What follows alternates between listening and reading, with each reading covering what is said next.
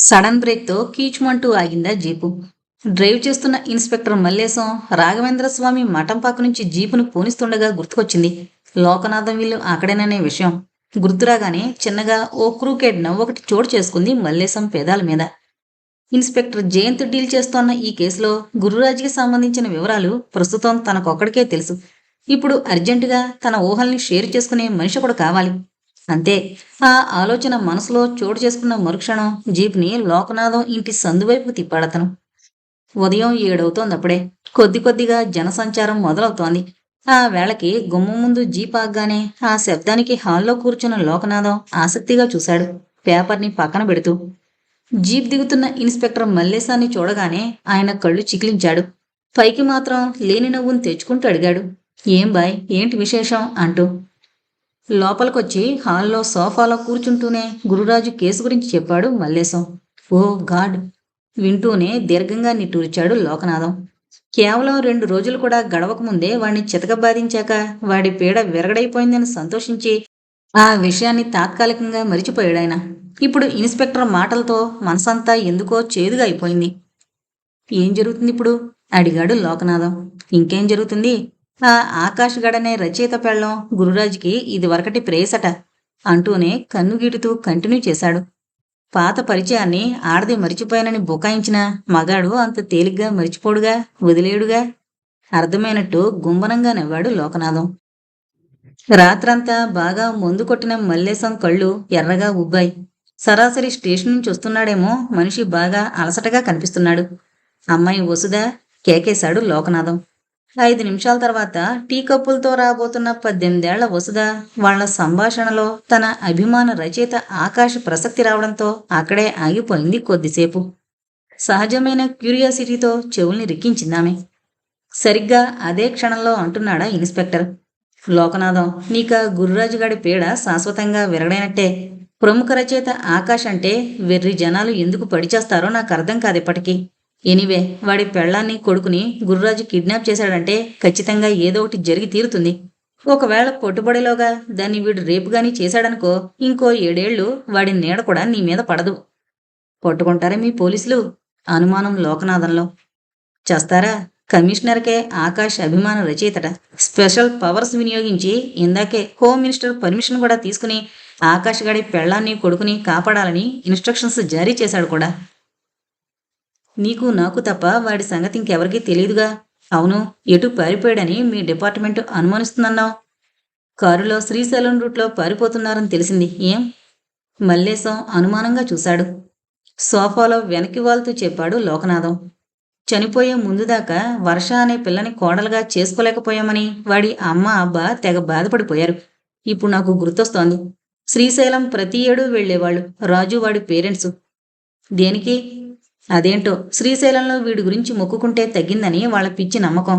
అందుకే ఇప్పుడు మాజీ ప్రేయసిని శ్రీశైలం ఎత్తుకుపోయి ఉంటాడు.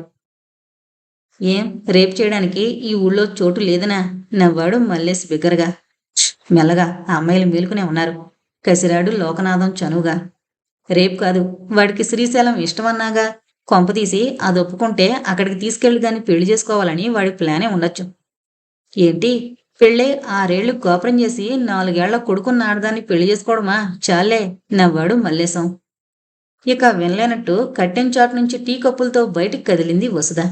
సరిగ్గా నిమిషం తర్వాత వణుకే గుండెలతో బాత్రూంలోకి ప్రవేశించిందామె. టీనేజ్లో సహజంగా రచయితల మీదుండే క్రేజ్ ఆమెలోనూ ఉంది. మాస్టర్ స్టోరీ టెల్లర్ ఆకాష్ అంటే. అయితే అది రచనల్లో పరిపక్వతని చూసి ముగ్ధురాలై పెంచుకున్న అభిమానం మాత్రమే కాదు, ఆ రచయిత సృష్టించే పాత్రలు, సన్నివేశాలు చదివి దాదాపుగా వాటిల్లో ఐడెంటిఫై చేసుకునే పిచ్చి క్రేజ్. దాదాపుగా అదే స్థితిలో ఉంది 18 ఏళ్ల వసుధ కూడా. నిజానికి ఫోటోల్లో తప్ప ఆకాష్ని ఆమె ఎప్పుడూ చూడలేదు. ఓసారి కాబోలు టీవీలో అతనితో ఇంటర్వ్యూ చూసింది. అంతే. అంతకు మించిన పరిచయం కూడా లేదామెకి. చాలాసార్లు ఉత్తరాలు రాయాలనిపించినా తండ్రి భయంతో అందుకు సాహసించలేదు. కానీ ఓ కన్నెపిల్లగా ఆమెకి ఆకాష్ ఓ ఐడియల్ హీరో. అతని ప్రతి నవలని ఎన్నిసార్లు చదివిందో ఆమెకే తెలీదు. అందుకే పరిచయం లేకపోయినా అతన్ని అజ్ఞాతంగా ఆరాధిస్తోందామె. అలాంటి ఆకాష్ భార్య కొడుకు కిడ్నాప్ చేయబడ్డం, అది ఆ కిడ్నాపర్ తనకి వరుసకి అన్నయ్యే గురురాజు కావడం. ఆ విషయం తెలిసి చెప్పదలుచుకొని మల్లేశం అంకుల్ తన తండ్రి రక్షించాలనే ఆలోచన లేకపోగా ఆమెని వాడు రేప్ చేసి జైలుకెళితే డబ్బులు ఎగ్గొట్టాలని ప్లాన్ వేయడం అసహ్యం కలిగిస్తుంది ఆమెలో. దానికి తోడు ఆకాష్ లేటెస్ట్ నవల ఫైనల్ జస్టిస్లోనూ అతని భార్య కిడ్నాప్ కావడం ఆశ్చర్యాన్ని కలిగిస్తోంది కూడా. బాత్రూంలో స్నానం చేస్తున్నంతసేపు ఆలోచించింది వసుధ. 5 నిమిషాల తర్వాత చకచక తయారవుతుంటే అడిగింది తల్లి. ఏంటే ఇంత పొద్దునే బయలుదేరుతున్నావు? కాలేజీ 9ంటిగా. మా ఫ్రెండ్ సుశీల్ ఇంటికెళ్ళి అటునుంచి వెళతానే, ఇవాళ దాని పుట్టినరోజుగా చెప్పింది వసుధ తడుముకోకుండా. పుస్తకాల బ్యాగ్తో ఇంట్లోంచి బయటపడుతూనే ఆటో ఎక్కి సరాసరి పబ్లిక్ గార్డెన్స్ దగ్గర దిగింది వసుధ. తనని ఎవరూ గమనించడం లేదని నిశ్చయించుకున్నాక రోడ్డు క్రాస్ చేసి కంట్రోల్ రూమ్ వైపు అడుగులు వేసింది గబగబా. కంట్రోల్ రూమ్ మెట్లెక్కుతూనే ఆలోచించి ఓ నిర్ణయానికి వచ్చిందామె.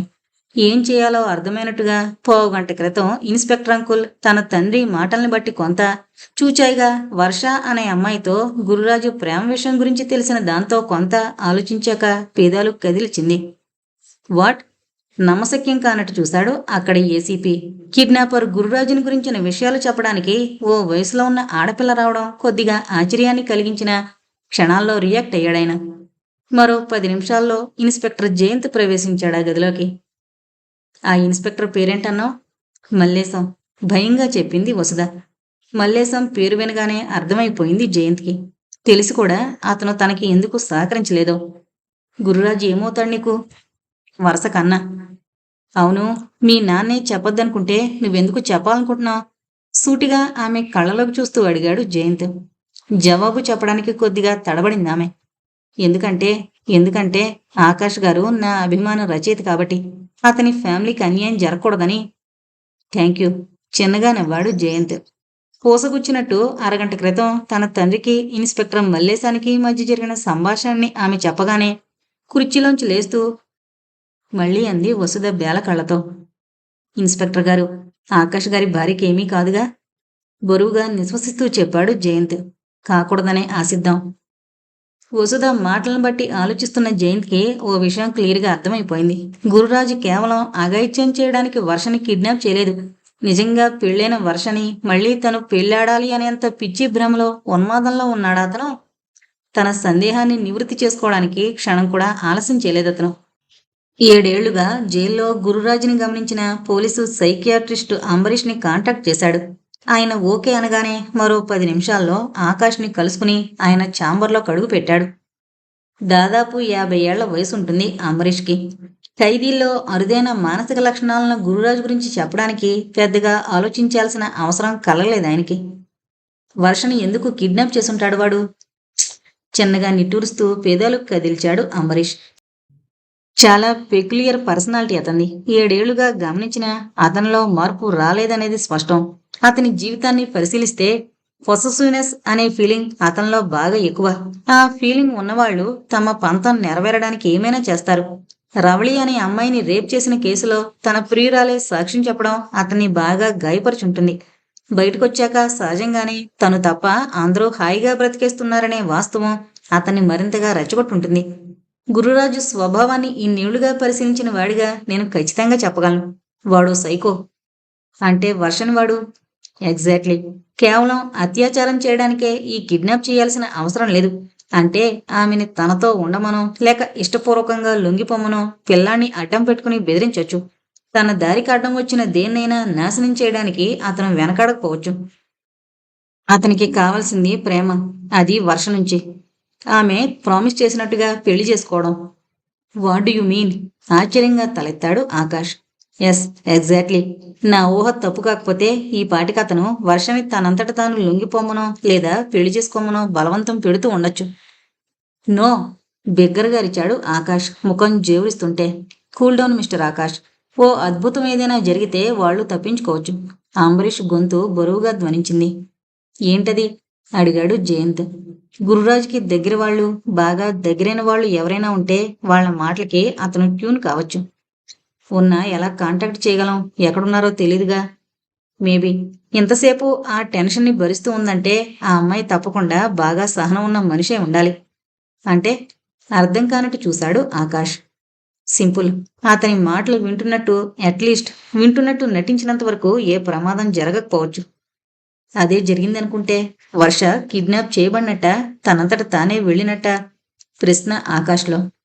సరిగ్గా అదే సమయానికి హైదరాబాద్కి, ఆ మాటకొస్తే ఇండియాకి దాదాపు కొన్ని వేల కిలోమీటర్ల దూరంలో ఉన్న యుఎస్ టెక్సాస్ నగరంలో ఉన్న ఓ ఖరీదైన ఫ్లాట్లో సోఫాలో అసహనంగా కదిలాడు ప్రముఖ neurosurgeon doctor Jayadheer. American time సాయంత్రం 4 అవుతోంది. కేవలం కొన్ని గంటల క్రితం ఇండియా నుంచి వచ్చిన మెసేజ్ కన్నా, తండ్రి చనిపోయాడని అతని తల్లి సువర్చల గాద్గాదికంగా చెప్పిన మాటల కన్నా ఒకే ఒక విషయం అతన్ని అసహనానికి గురిచేస్తోంది.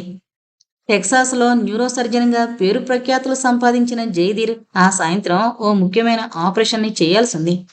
బ్రెయిన్ క్యాన్సర్తో బాధపడుతోన్న ఓ ఖరీదైన రోగికి చెయ్యాలా ఆపరేషను. అది గాని సక్సెస్ అయితే టెక్సాస్లో తనకి తిరుగుండదు. ఈ రోజు చేయకపోతే ఖచ్చితంగా ఆ పేషెంట్ మరణించడం ఖాయం. అందుకే ఆలోచిస్తున్నాడు జయధీర్. చాలాసేపటి నుంచి అతని ఆలోచనల్ని గమనిస్తోన్న భార్య అంది. వెళ్ళకపోతే మీ మదర్ అప్సెట్ అవుతుందేమో. వెళ్ళి మాత్రం చేసేదేముంది? నిర్లిప్తత ధ్వనించింది అతని గొంతులో. భర్త ఉద్దేశం అర్థమైంది ఆమెకి. మరో పావుగంట తర్వాత తమ్ముణ్ణి కాంటాక్ట్ చేశాడు డాక్టర్ జయధీర్. దాదాపుగా అదే పరిస్థితి అతంది.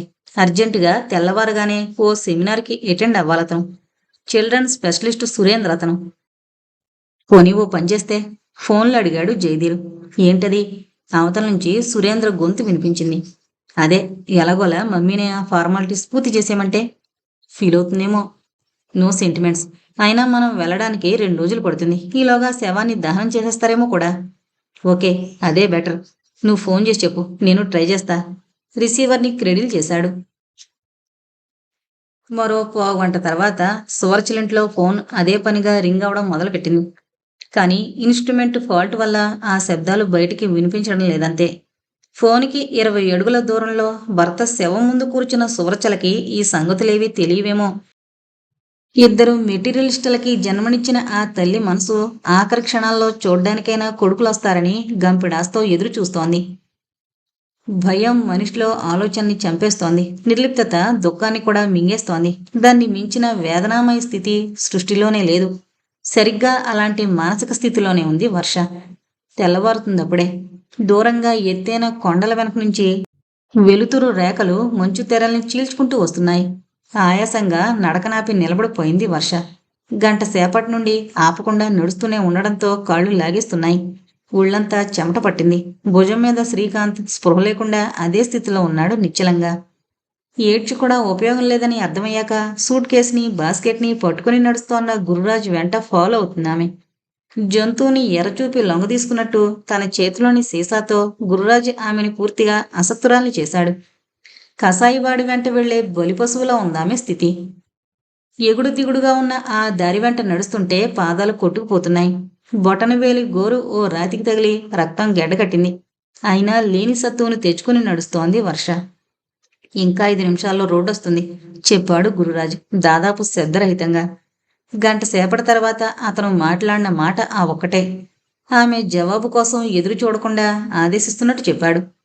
అక్కడ ఏదైనా బస్సు రావచ్చు. రాగానే నువ్వు ముందెక్కు. నేను పిల్లాడితో వెనక నుంచి ఎక్కుతాను. అంటే అర్థమైంది కదూ? అర్థమైంది ఆమెకి. ఎవరైనా చూసినా తనకి అతనికి సంబంధం ఉందనుకోరు. అంటే అందరి ముందు ధైర్యంగా తనని పబ్లిక్గా బస్సు ఎక్కించి మరీ తీసుకువెళ్తాడు. అంతేగా? మరో 5 నిమిషాల నడక తర్వాత కొండల పక్క నుంచి ఏదో రోడ్డు కనిపించింది. ఇక్కడ ఏదైనా బస్సు కనిపించగానే ఆపాలి. అర్థమైందిగా? ఏమైనా తేడా వస్తే రాదు కదూ. ఎందుకంటే నీ కొడుకంటే నీకు ప్రాణం, అవునా? నిస్సహాయంగా పెదవి కొరుక్కుంటూ ఉండిపోయింది వర్ష. గడిచిన గంట సేపట్లోనూ ఆలోచిస్తూనే ఉందామె. అక్కడికి చేరుకున్నాక ఏం జరుగుతుందో తలుచుకుంటేనే ఆమె మనసు భయంతో వణికిపోతుంది. జరిగేదాన్ని ఆపే శక్తి, గురురాజుని ఎదుర్కొనే ధైర్యం ఆమెలో పూర్తిగా దిగజారిపోతున్నాయి ఒక్కో క్షణం గడిచే కొద్దీ.